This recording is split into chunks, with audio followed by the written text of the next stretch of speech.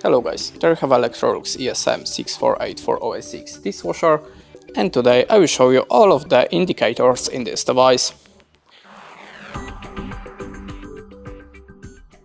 So the first indicator, this one, it's for a salt. It's open when the salt container needs refill.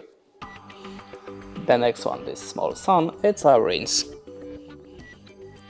It's on when the rinse dispenser needs refill. This indicator is a washing phase indicator. This one is rinsing phase indicator. This one is drying phase indicator.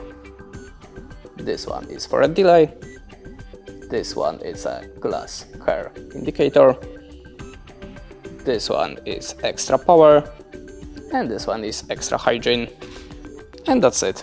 That's all of them. Thanks for watching. Leave us a like, recommend, and goodbye.